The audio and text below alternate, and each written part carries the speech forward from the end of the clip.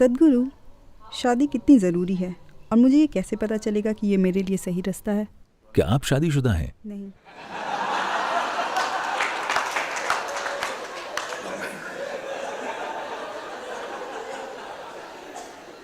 नहीं, क्योंकि ज्यादातर लोग ये सवाल बाद में पूछते हैं।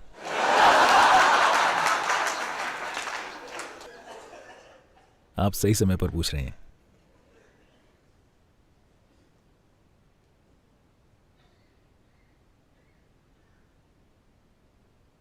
देखिए, पहले यह समझते हैं कि लोग शादी क्यों करते हैं। एक इंसान के तौर पर, चाहे आप आदमी हो या औरत, आपकी कुछ जरूरतें होती हैं। जब आप 8 साल के थे, आपका नाम क्या है? अनुष्का। अनुषा? अनुष्का। अनु? अनुष्का। ठीक है।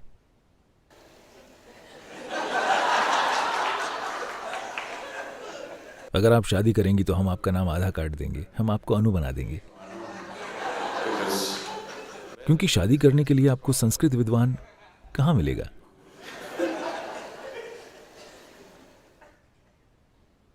तो जब आप 8 साल के थे, अगर मैं कहता हूं अनु, क्या आप शादी करना चाहती हैं, वो बकवास लगती है ना? मेरा मतलब है, तब उस सवाल का कोई मतलब नहीं था। हाँ, उस सवाल के कोई मायने नहीं थे।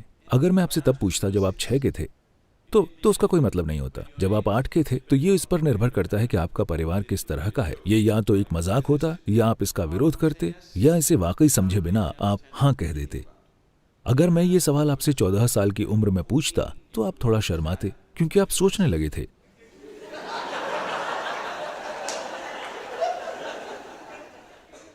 क्योंकि शरीर एक खास तरीके से बढ़ने लगा है। Hormones have started infecting the intelligence. Hormones ने बुद्धि पर कब्जा करना शुरू कर दिया है और अब आप सोच रहे हैं। अगर मैं आपसे 18 साल की उम्र में पूछता हूं, तो आपकी परवरिश के माहौल के आधार पर आपका जवाब स्पष्ट रूप से हाँ या नहीं होगा। अभी नहीं या बिल्कुल नहीं, ये इस पर निर्भर करेगा कि आपके साथ 14 से 18 के बीच क्या हुआ है। हाँ, तो अब ये अच्छा है कि उन सभी पड़ावों से गुजरने के बाद अब आप खुद सवाल कर रहे हैं, न कि मैं आपसे पूछ रहा हूं या आपके माता पिता आपसे पूछ रहे हैं। आप खुद ये सवाल पूछ रही हैं, क्या मुझे शादी करने की जरूरत है? तो जरूरतें होती हैं। जब आप एक इंसान के रूप में होते हैं, तो शारीरिक जरूरतें होती हैं, भावनात्मक जरूरतें होती हैं, मानसिक जरूरतें होती हैं, सामाजिक जरूरतें होती हैं, आर्थिक जरूरतें होती हैं। ये सारी चीजें होती हैं।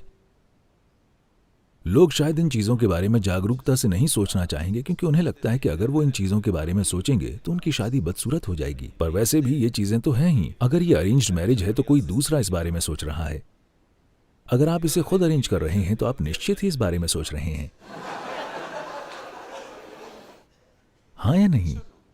ये सब सोच विचार होते हैं। तो आजकल महिलाओं के लिए मैं ये कह रहा हूं कि दुनिया कुछ हद तक बदल गई है। अब सामाजिक और आर्थिक कारणों के लिए जरूरी नहीं है कि उसे शादी करनी ही पड़े, जब तक कि आप बस शरीर के साथ ही नहीं आई हों। आप नहीं समझी। अगर आप सिर्फ शरीर हैं और आप में दिमाग नहीं है, तो अलग बात है। वरना एक औरत को अब सामाजिक या आर्थिक कारणों से शादी करने की जरूरत नहीं है। उसके पास चुनाव है। वो अपनी खुद की आर्थिक और सामाजिक स्थितियों का ख्याल रख सकती है। 100 साल पहले ऐसा नहीं था। आप में शादी के लिए चाहे शारीरिक, भावनात्मक या मानसिक जरूरतें न भी हों, फिर भी बस सामाजिक और आर्थिक कारणों के लिए आपको शादी करनी होती थी। हाँ, पर अब ऐसा नहीं है। ये थोड़ी बहुत आजादी है। अब आपके शादी करने के कम से कम 2 कारण खत्म हो गए हैं। अब आपको बाकी 3 पर विचार करना है। बस, क्या आपको मानसिक तौर पर एक जीवन साथी की जरूरत है? क्या आपको जीवन साथी की भावनात्मक जरूरत है? आपकी शारीरिक जरूरतें वे कितनी प्रबल हैं? आपको इसे अपने हिसाब से देखना होगा। यह कोई सामाजिक नुस्खा नहीं है कि हर कोई शादी करे या हर कोई शादी न करे। यह कारगर नहीं होगा।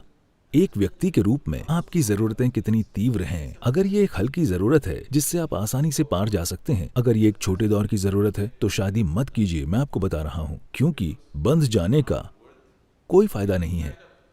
क्योंकि बंधने के साथ ये सिर्फ 2 लोग ही नहीं रहेंगे, ये 4 या कभी कभी 6 हो जाते हैं।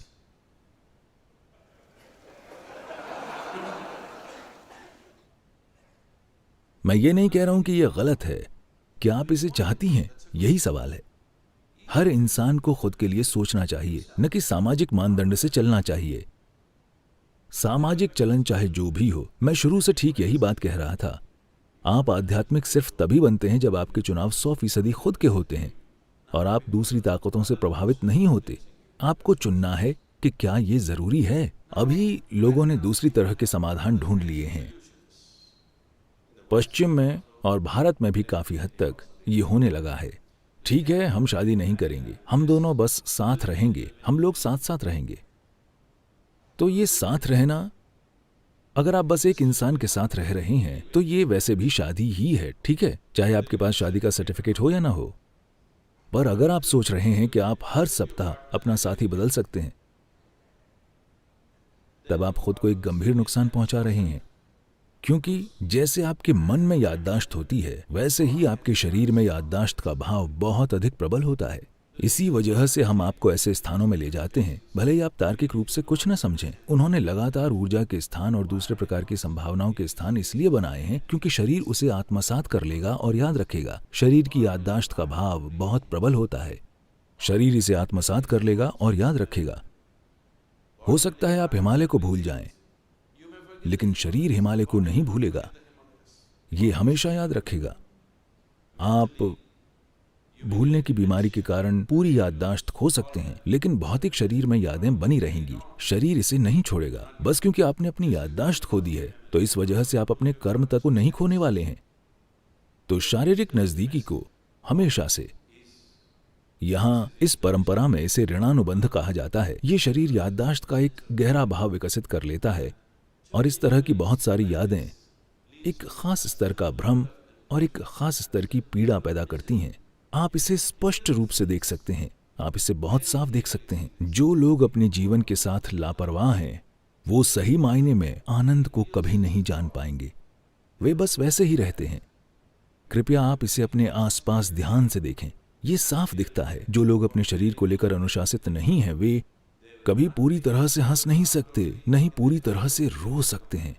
वे ऐसे बन जाते हैं क्योंकि एक ही जीवन काल में भौतिक शरीर में भ्रमित होने वाली यादें कई ऐसे प्रभाव डालेंगी। तो इन जरूरतों को पूरा करने का ये कोई समाधान नहीं है। तो आप या तो शादी कीजिए या शादी मत कीजिए कि आप इन जरूरतों से परे चले जाइए। लेकिन ये ऐसी चीज है जिसे आपको निजी तौर पर देखना होगा कि मेरी जरूरत कितनी तीव्र है। अगर आप स्पष्टता से और समाज से प्रभावित हुए बिना इस पर गौर करना चाहते हैं, तो हमेशा सबसे अच्छा ये होगा कि आप 1 महीने की छुट्टी लें, आश्रम में रहें और बस ध्यान करें। जब आप निर्णय ले लें, तब आपको स्पष्टता की स्थिति में होना चाहिए। किसी से प्रभावित होकर नहीं, न तो गुरु के द्वारा और न ही समाज के द्वारा। आप किसी से प्रभावित न हो। खुद को स्पष्टता की एक खास अवस्था में लाइए। उस स्पष्टता में देखिए कि आपकी जरूरत क्या है, आपकी जरूरत वाकई कितनी तीव्र है। अगर ये जरूरी नहीं है तो बात खत्म। एक बार जब आप फैसला कर लें तो उस दिशा में मत देखिए। अगर आप उस तरफ जाने का फैसला लेते हैं तो इस तरफ मत देखिए। बस वही कीजिए। आपको इनमें से एक चीज करनी चाहिए। अगर आप बीच में लटके रहेंगे तो आप लगातार भ्रम की अवस्था में रहेंगे, ये या वो। सबसे अच्छा क्या है, क्या सबसे अच्छी चीज है? सबसे अच्छी चीज कुछ नहीं होती है। जहां भी जो भी आप करना चुनते हैं, अगर आप उसे पूरे दिल से करते हैं तो ये बहुत बढ़िया बात है। फिर भी ये सबसे अच्छी चीज नहीं है, क्योंकि दुनिया में कुछ भी सबसे अच्छी चीज नहीं है। जो आप कर रहे हैं उसमें अगर आप वाकई खुद को झोंक देते हैं तो ये बहुत अच्छी बात है, लेकिन ये सर्वश्रेष्ठ चीज नहीं है। सर्वश्रेष्ठ में दूसरे लोग शामिल होते हैं, है ना? बेस्ट का मतलब है, बेस्ट सौदे का मतलब है कि आप हर किसी से बेहतर हैं। इसमें दूसरे लोग शामिल हैं। ये खुद को हराने की प्रक्रिया है। जिस पल आप सर्वश्रेष्ठ करने की कोशिश करते हैं, आप खुद को हराने की प्रक्रिया पर आ जाते हैं। मैं एक शानदार चीज कर रहा हूं, इसमें कोई दूसरा शामिल नहीं है। मैं बस सड़क पर चल रहा हूं। मुझे लगता है मैं एक शानदार काम कर रहा हूं। मैं सबसे अच्छा काम नहीं कर रहा हूं। हिमालय की गुफाओं में रहने वाले योगी वो सबसे अच्छी चीज नहीं कर रहे हैं। वो खुद के लिए एक शानदार काम कर रहे हैं। कोई शादीशुदा है, खुशी से अपने परिवार के साथ रह रहा है, तो वो एक शानदार काम कर रहा है। वो सबसे अच्छा काम नहीं कर रहा है। तो सबसे अच्छा काम करने की कोशिश मत कीजिए, जीवन बर्बाद हो जाएगा, क्योंकि इसमें पूरी दुनिया शामिल है। इसका मतलब है कि आपको सबसे अच्छा काम करने के लिए सिकंदर महान होना होगा, और यकीनन उसने सबसे अच्छी चीज नहीं की और न ही कोई महान चीज की। क्योंकि वो कुछ और करने के नाकाबिल था तो हमने कहा कि वो महान है और उसे खारिज कर दिया,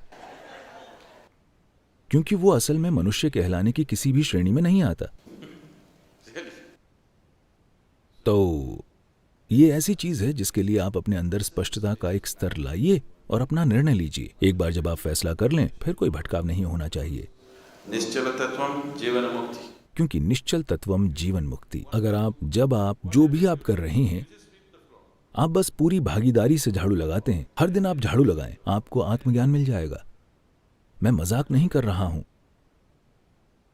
इसके लिए इतना ही करना है। पर समस्या यह है कि जो आदमी झाड़ू लगा रहा है वो कुछ और बनना चाहता है, कोई दूसरा झाड़ू लगाना चाहता है। ये इंसान वो करना चाहता है, वो इंसान कुछ और करना चाहता है। कोई भी अपना काम पूरी भागीदारी के साथ नहीं कर रहा। यही पूरी समस्या है। आप जो भी कर रहे हैं, अगर आप उसे पूरी भागीदारी के साथ करते हैं, अगर आप में निश्चल तत्वम है, यानी आप जो कर रहे हैं आप उसी में लगे रहते हैं, बस उसी में। हिमालय की सड़कों पर गाड़ी चलाना आपके साथ यही करता है। ट्रैकिंग या पर्वतारोहण भी आपके साथ यही करता है। जब आप ये काम करते हैं तो आप कुछ भी और नहीं कर सकते। आप कुछ और करने की कोशिश करेंगे तो वो आपका आखिरी काम होगा। अगर आप इन सड़कों पर अपनी गाड़ी वाकई तेज चलाते हैं तो आप सिर्फ वही कर सकते हैं। अगर आप कुछ और करने की कोशिश करते हैं तो वो आप आखिरी काम कर रहे होंगे।